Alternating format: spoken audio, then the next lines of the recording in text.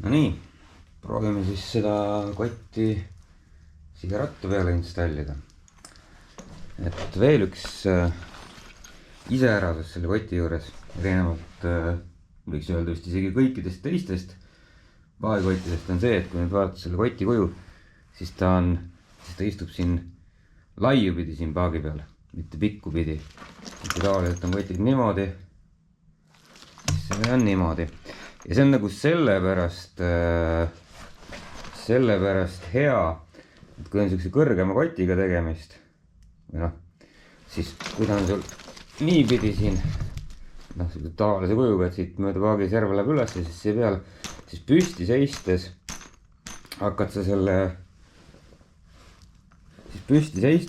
selle koti otsa sõõruma. Et see on siis lahendatud, et seda vältida on see lahendatud siis niimoodi, et see läheb siia ristipidi siia paagi peale. Et selline huvitav lahendus veel. Noh, ma vaatasin, kuidas seda kõige parem panna oleks. Noh, saaks niimoodi panna. Saaks niimoodi panna. Eks ju siia siis saaks ka niimoodi, et saaks tankida, ilma et peaks kotti liigutama. Aga siis kaob selle koti mõte nagu ära, et seda on mul ikkagi siin vastu jalgu või jalgade ristumiskohta, kui ma püsti seisan. Et siis tulekski tootja ütleb ka, et panna võimalikult kõrgele paagi peale. Ja siin ta siis istub ja tänu sellele alumisele eemaldatavale kusjuures plaadile, pehmele, bensupaagi kork läheb siia ja siis ta ei toeta selle peale. Või noh, see kork ei hakka sinna kotti sisse suruma, et on natukene kõrgemal. No võt, siia tuleks ta siis panna. Et esimene liigutus, mis tuleks teha, on siis panna need esimesed rihmad siit selle, mis see siin on, siit läbi. Kuidas seda nimetada?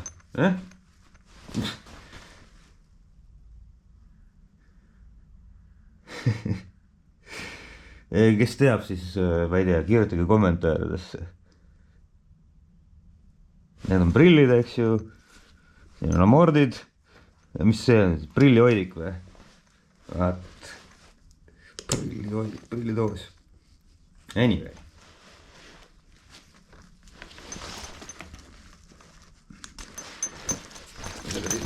Lahti. Nüüd on meil siuksed rihmad. Siit kõik lahti, see on päris hea süsteem. Et need jäävad, see klamber jääb neid rihmasid paigal hoidma. Isegi kui sa koti lahti võtad, siit nendest klambritest, et siis need rihmad ei kuku sinna alla kuskile.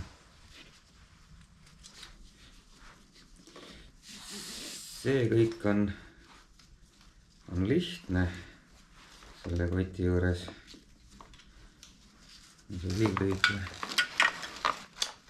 Aga nende tagumiste rihmade panemine, see mulle väga siin koti juures ei meeldi. Et selleks tuleb ta panna nipukatega siis raami külge. Siis saame selle lahti võtta ja need rihmad, ülelised rihmad tõmmata.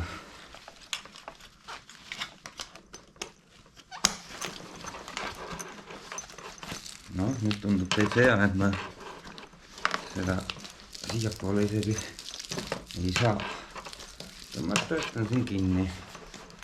Siiapoole tagasi ta ei liigu. Ettepoole, noh, ma arvan, et nii on hea küll. Aga nüüd on keerulisem värk. Et nüüd tuleks panna need siia raami külge. Muidugi mugavam oleks, kui ma saaksin ta siia kuskile vedada. No siin on juhtnud ka, siia ei saaks nagu nii. Pean arvestama ka sellega, et mul on siin need plastikkatted, et ma ei taha siia peale seda nipukatega tõmmata. Siis ma ei saa neid plastikkatteid siit kätte. Et ainus koht tundub olevat siin. Siit saab nipuka läbi panna ja siit saab nipuka läbi panna. et näiteks niimoodi, siis ta ei jää küll niimoodi mõnusalt otse tulema, vaid jääb siia kergelt nihkesse. aga ma arvan, et see ei ole äkki väga suur probleem. ehk siis on siuksed nipukad ja tuleks panna need siis siit raami tagant läbi, nii et ükski juhe sinna vahele ei jääks.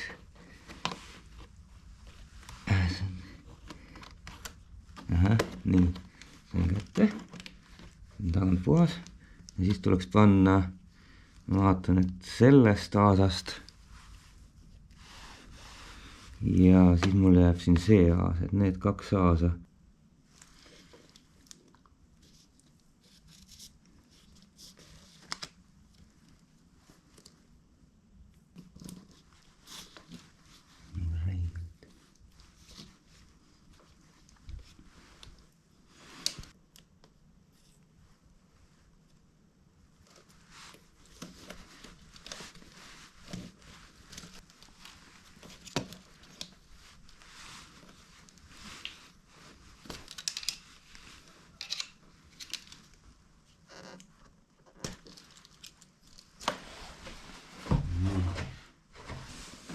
siinpool on see asi natuke lihtsam, sest siin ei ole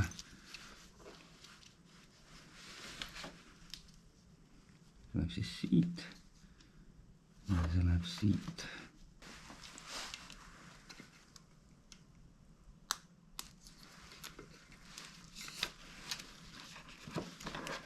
Ennast ei ole keeruline installeerimine, aga natukene minu meelest pole kõige parem, selles mõttes, et on siuke permanentne, mulle ei meeldi siuksed asjad, et paned ja siis sa pead esimese korraga ta õigesti saama, muidu pead jälle tellima neid nipukaid või siis ostma teisi. ja sa ei saa neid rihmasid, neid ümber tõsta teise ratta peale. et kui sa tahad nüüd selle koti panna mõne teise ratta peale ümber tõsta, noh, selle jaoks sa pead siis tellima uued rihmad. et Moskva need eraldi müüb. et selle ka siit läbi. nii, siit midagi tagant ei ole, ühtegi juhet. ja läheb siis siit esimesest siit läbi. nii, kontrollime veel korra. lõngaste tagant. ja tõmbame ta siis siia.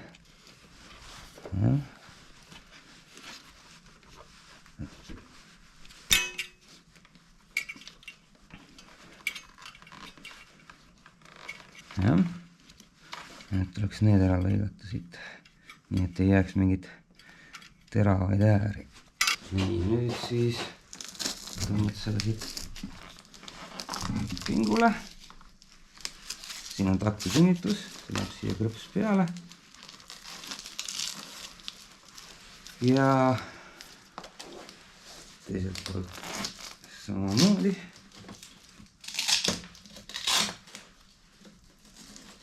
see läheb siia krõps peale. nii, siis jääb siit kõvasti üle. Need saab näiteks nende kohtade pealt läbi lõigata ja panna siia, hops. ja on ka siin nii palju kui kuskil. no vot, ja nüüd see kott siin paagi peal on. et kui ma nüüd länkse keeran, siis siit, ta läheb kergelt vastu, kui ma lõpuni keeran, ta länkse välja, aga kui tihti ma seda ikka teen, eks ju, ja ta noh, mis ta teeb, see on pehme kott. ja teiselt poolt samamoodi. ja siin ta on. vaatame siia kotti sisse ka siis veel. nüüd näeb äkki seda paremini. hops, siin on eraldi veel pingutusrihmad. kott avaneb hops siit. nii, ega siin nüüd ülearu palju ruumi ei ole. et siin laiutab see rihmakate. siin on üks väike tasku on üks lukuga tasku, kuhu saab nagu õhukest toppida, passi näiteks või mida iganes.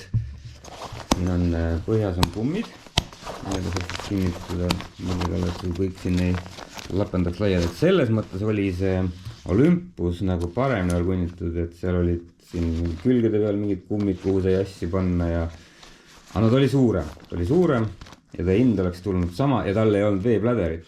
Et noh, ma ütlen, et ega ma selle koti üle nüüd, kui see oleks ainult kott, siis 200 euro eest on seda ikka väga vähe minu poolest. Ja siin on ka üks väike, ma ei tea mille jaoks, kõrvatroppide jaoks. Aga kuna siin on minu põhiväärtus minu jaoks on see, et siin on see veepaun siis sees, et saad sadulas juua, kas just sõidu ajal, eks ole, aga vähemalt noh, et ei pea ka tassima seda veepauna seljas. 1,5 liitrit seda pole just väga palju, aga noh, saab ju alati kaubandusvõrgust uue pudeli vett tuua ja seda täita, seda hanumat siis. Et nagu öeldud, siis vihmakate on siin teeb peale, et ise veekindel ei ole, aga see materjal tõesti, see pole riie, vaid on niisugune midagi, PVC või mis asi see on. Et tundub, et iseenesest juba peab ka päris hästi vett või noh, ülgab vett siis. Ja noh, teisalt on ta niisugune mõnus pisik, et palju sa siia ikka paned, et viskad siia mõned GoPro akud. Noh, telefoni saad siin sees laadida, võib-olla hoida, laadida, siit vead mingi juhtme läbi, võib-olla mingi väike snäkk, sisse kiiresti energy bar ja ega siia rohkem polegi vaja midagi, kindlad mahuvad siia ka ära ja nii on, eks ole, et no tegelikult mulle täitsa mõeldud, et kas ta just nagu 200 eurot väärt on. Noh, tõenäoliselt mitte, Moskva on alati minu arust ülehinnatud kraam. Ülehaibitud ma ei ütleks, ma usun, et ta on väga kvaliteetne. Et selles osas ei ole mul kahtlust.